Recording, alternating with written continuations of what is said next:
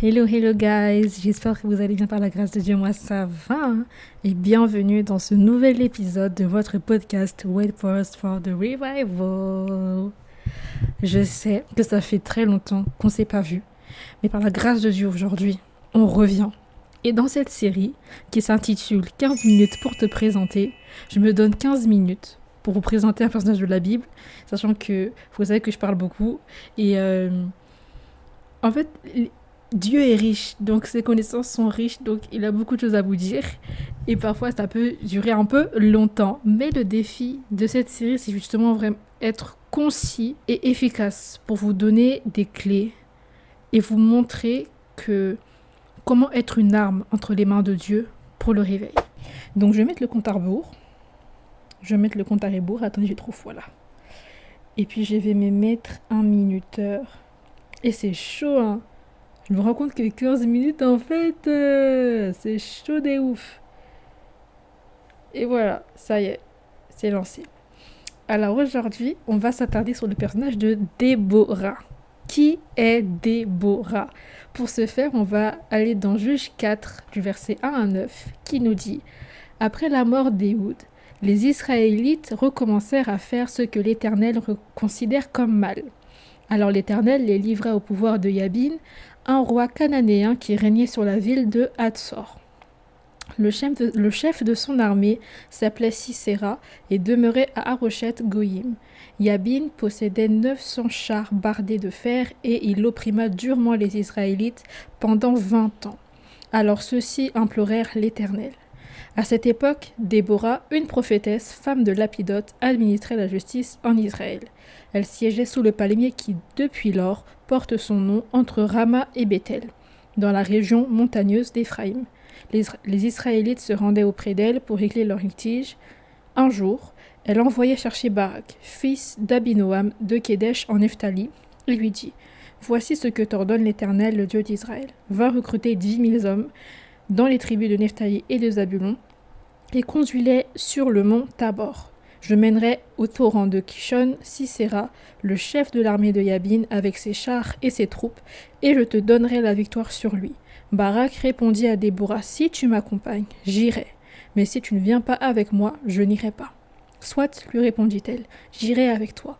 Mais sache que ce n'est pas à toi que reviendra l'honneur de l'expédition que tu vas entreprendre, car c'est entre les mains d'une femme que l'Éternel livrera Sisera. » Déborah se mit donc en route pour se rendre avec Barak à Kédesh.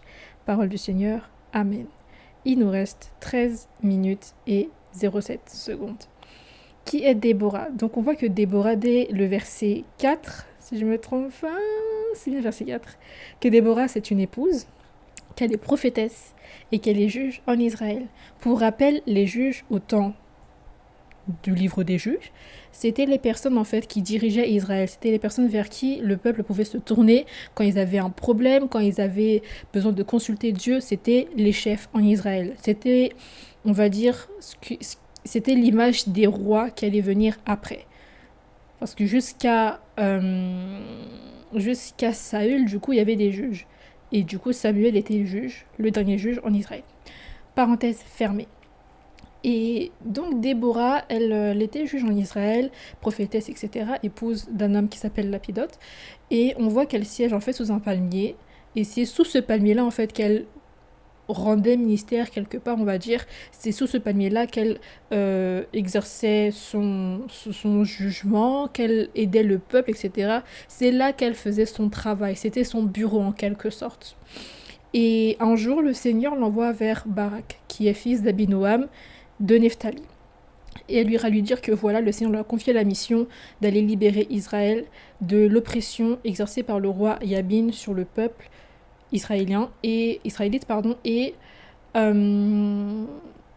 on met le doigt en fait sur le chef de l'armée du roi Yabin qui s'appelle Sisera, et qui par la suite vous verrez dans les autres chapitres de Juges, donc Juges 4 et 5, c'est là où on voit un peu le déroulé de l'histoire, etc. etc. C'est plus d'ailleurs Juges 4 que Juges 5, parce que Juges 5 c'est le cantique, mais bon, anyway, allez lire vos Bibles pour en savoir un peu plus. Qu'est-ce que nous apprend Déborah? Comment... Parce que en fait la question qu'on se pose ici c'est comment je peux être une arme entre les mains de Dieu. Et par cette série-là, en fait, les 15 minutes pour te présenter, c'est vraiment pour te donner, en fait, des clés, des moyens de compréhension, en fait, pour que tu vois comment toi, à ton niveau, tu peux être une arme pour le Seigneur. Parce que ce que je crois, c'est que tout chrétien peut être une arme entre les mains de Dieu. Ça va dépendre de sa disposition de cœur. Ça va dépendre de la... Oui, ça va dépendre de la dimension dans laquelle Dieu veut opérer avec lui, en fait. Mais à ton niveau, tu es une arme entre les mains de Dieu. Cela ne dépend que de toi, en fait. C'est que toi qui peux dire que voilà, je suis telle arme entre les mains de Dieu. Dieu peut m'utiliser X, plutôt comme ça ou comme ça. Vraiment avoir un chronomètre assez chaud, ma bé. On continue. Donc, ce que moi m'apprend Déborah, ce qu'elle m'apprend, c'est que on peut être une épouse, on peut être une mère, on peut travailler dans le monde séculier, on peut, comment dirais-je, diriger beaucoup de personnes ou au contraire être dirigé, on peut être à l'école, on peut être une aidante, c'est-à-dire aider quelqu'un dans la famille qui a des limitations physiques. Peu importe en fait les facettes de ton identité, tu peux servir Dieu. C'est pas, y a pas un statut, il n'y a pas une identité, il n'y a pas un aspect de toi qui peut être incompatible avec le fait de servir Dieu. Parce que Déborah, elle était femme de quelqu'un, elle était prophétesse de quelqu'un, elle était prophétesse en Israël, prophétesse du Seigneur en Israël, et elle était juge d'Israël. Et la mission qui lui a été confiée, c'est de parler à Barak. Sauf que Barak lui a dit, écoute-moi, tu m'accompagnes pas, j'y vais pas. Et donc là, elle s'est dit, ok, je vais venir, mais X va arriver, etc., etc., comme on vient de le lire. Elle n'a pas regardé le fait qu'elle était mariée pour dire que, oh non, je ne peux pas venir avec toi. Elle est allée quand même. Je ne dis pas que faut manquer d'équilibre ou quoi. Non, c'est pas ça le but. Dieu est intelligent, il est sage. He is very, very clever. He knows what he does. Yeah. Tu peux être, peu importe, même ministre d'État, tu peux être soldat dans l'armée de ton pays, tu peux être avocat, tu peux être, peu importe ce que tu es, entre les mains de Dieu, tu peux le servir en fait. Il n'y a pas un usage qui t'est interdit. Dieu, en fait, comment dirais-je, Dieu peut t'utiliser de toutes les manières possibles. Il n'est pas limité par qui tu es, il n'est pas limité par ta personne, par ton emploi du temps, par tes circonstances familiales, tes obligations. Il n'est pas limité par ça. Donc là où tu es, tu peux être une arme entre les mains de Dieu. Ton statut, ta personne, ton identité ne sont pas un frein à cela. Et... Ah, c'est pas le bon code, hein? Ensuite, ce que Déborah m'a appris, c'est que la mission que le Seigneur t'a demandé d'accomplir, c'est la tienne d'abord. Les appels ne sont pas catégorisés, ils sont seulement, je ne sais pas si c'est tellement un adverbe approprié, les appels ne sont pas catégorisés, mais ils sont régis par la parole de Dieu. Qu'est-ce que j'entends par là? Déborah, le Seigneur lui a dit d'aller vers Barak, de lui parler en son nom, etc., de lui dire, va voir, lève-toi, va réunir 10 000 personnes et allez combattre Sisera. Je vous l'amènerai, vous allez le terminer.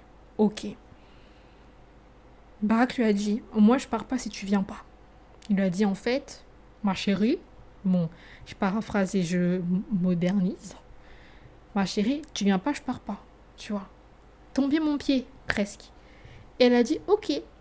Sauf que la guerre, sauf que la bagarre, sauf que toutes ces choses-là, en fait, c'est pas naturellement destiné aux femmes. Quand on parle de guerre, on pense d'abord à l'homme. On ne pense pas à la femme parce que, après là, je me base sur les choses un peu de la science et tout, donc remettre ça dans le cadre de la Bible, c'est un peu plus délicat, mais je pense que c'est possible. L'homme a été créé à l'image de Dieu et il est le chef du foyer, il est le chef de la maison. Et de facto, en fait, il a cette casquette-là, il a ce manteau, ce devoir de pourvoir aux besoins de sa famille. Il a ce devoir de prendre soin, en fait, de ses enfants, de sa femme, même de sa famille biologique. Quand je dis biologique, je pense à ses parents, etc., aux parents de sa femme. Il a ce devoir-là de prendre soin, en fait. Et dans ces choses-là, on pense à la chasse, on pense à bâtir une maison, on pense à prendre soin du troupeau, du bétail, etc., etc. Et ce ne sont pas des choses que naturellement une femme va faire.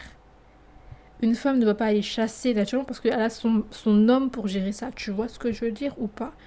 Donc, pour Déborah, aller avec Barak pour réunir ces 10 000 personnes et aller au-devant de Sisera, c'est pas naturel.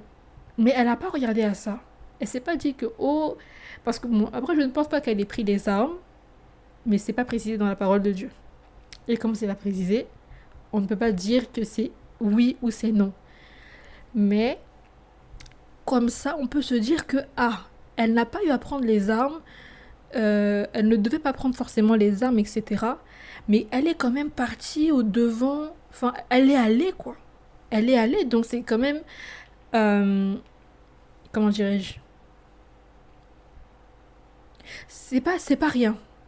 C'est pas rien. C'est quand même quelque chose d'impressionnant pour une femme, en fait. Et c'est là que, là, je pense à l'exemple de Mulan dans l'univers Disney. Elle a dû se cacher parce que, enfin, se travestir en tant qu'homme pour pouvoir entrer dans l'armée, pour ne pas qu'on envoie son papa, je crois, faire la guerre alors que le papa était fatigué. Donc, vous voyez, en fait, que dans ce domaine-là de la guerre, les femmes ne sont pas naturellement... C'est pas à elles qu'on pense en premier, mais Déborah n'a pas regardé à ça. Elle n'a pas laissé... après, je sais pas si c'était aussi fort aujourd'hui qu'à l'époque, mais pour une femme aujourd'hui, quand Dieu te demande de faire une œuvre que le monde et la société va naturellement catégoriser comme réservée aux hommes, c'est pas facile parce que tu nages à contre-courant, tu t'opposes à ce que les gens disent, à ce que les gens pensent, etc. Et c'est vraiment, vraiment pas facile. Et donc c'est là que je veux te dire aujourd'hui que les appels ne répondent pas à des standards sociétaux, ça ne répond pas à des exigences familiales ou autres. L'appel de Dieu répond d'abord aux besoins du Christ pour son peuple et il est surtout régi par la parole de Dieu. Tant que ton appel entre dans les codes qui se trouvent dans la parole écrite et révélée de Dieu, ça va très bien se passer et ça va payer. Ça va surtout payer. Tu ne seras jamais confondu, tu ne seras jamais perdu, rien de tout ça. Déborah, elle a fait. Elle est partie avec Barak. Ils ont recruté les hommes, ils ont fait la guerre. Jaël a tué Sisera. Et Dieu a été glorifié en fait. Donc c'est vraiment ça qui compte quand tu connais ton appel, ne regarde pas à oh mais on n'a jamais vu quelqu'un faire ça avant, enfin quelqu'un. On n'a jamais vu une femme opérer dans tel domaine, etc., etc. Donc pourquoi ce serait moi? Imaginons, t'es une femme et Dieu te demande de travailler dans le secteur de l'ingénierie, t'es dans les trucs hyper industriels, dans les trucs hyper techniques, les machins, les trucs. Et vous voyez bien qu'aujourd'hui, les femmes dans la tech, c'est c'est un domaine très niché en fait. C'est très homme, c'est très masculin et tout. C'est pas dominé par les femmes aujourd'hui. À tel point qu'il y a des clubs qui font des clubs qui se lèvent, enfin qui se forment de femmes dans la tech. Genre quand t'es femme dans la tech, tu peux intégrer certains oui, des clubs en fait. Genre tellement c'est rare, t'as un club pour les femmes dans la tech, tu vois. So yeah, tu n'es pas limité par ce que les hommes disent, tu n'es pas limité par les standards sociétaux, même parce que l'Église peut mettre en avant euh, d'un point de vue de tradition, etc., sachant que la parole de Dieu passe avant la culture et la tradition. Donc dès que tu as la conviction de ton appel, de la connaissance de ton appel, que tu l'as reconnu, parce que connaître et reconnaître, c'est pas pareil. Mais une fois que tu as fait ces deux choses-là, et que tu as examiné ça à la lumière de la parole de Dieu, et tu vois que, ok, je suis dans les codes, c'est bon, c'est pas bizarre, c'est pas... Va. Et ne t'arrête surtout pas. Ne t'arrête surtout pas. Aujourd'hui, dans la parole, ils ont dit que le palmier sous lequel opérait Déborah porte son nom aujourd'hui. C'est le palais de Déborah. Parce qu'elle a fait ce qu'elle a fait. Et après cette guerre, Israël a connu la paix pendant 40 années. 40 années de paix. C'est plus que le quart de vie d'une personne. C'est énorme, 40 années de paix. On peut se dire que ouais, c'est pas assez. Mais c'est quand même 40 ans, quoi. C'est quand même 40 ans. Et donc voilà qui est Déborah. J'ai fini avant la fin du timer. Je suis tellement contente. Prochainement, j'aimerais vous parler de Josué. Parce que c'est quelqu'un aussi quand même. Faut bien se l'avouer, Josué c'est quelqu'un. Et donc, oui, c'est comme ça qu'on va finir le premier épisode. J'espère qu'il vous aura béni, qu'il vous aura édifié. Et ma prière vraiment, c'est que chacun de nous puisse prendre conscience du fait que on peut être utile à Dieu, on peut servir Dieu. Et qui est? Je m'y attendais, mais je m'y attendais pas comme ça. Qu'on peut servir Dieu, qu'on peut lui être utile, qu'on n'est pas limité par tout plein de trucs. C'est au-delà de tout ça en fait. Et dans cette série-là, je veux vraiment que l'on puisse cultiver la pensée du royaume, qu'on puisse réellement s'attacher aux standards du royaume, qu'on développe la culture du royaume, qui n'est pas celle des hommes, qui n'est pas celle du monde, pas même celle de nos familles, pas même celle de nos pays. Par définition, que Dieu nous bénisse, que Dieu te bénisse, et on se dit à la prochaine par la grâce de Dieu. Bye bye.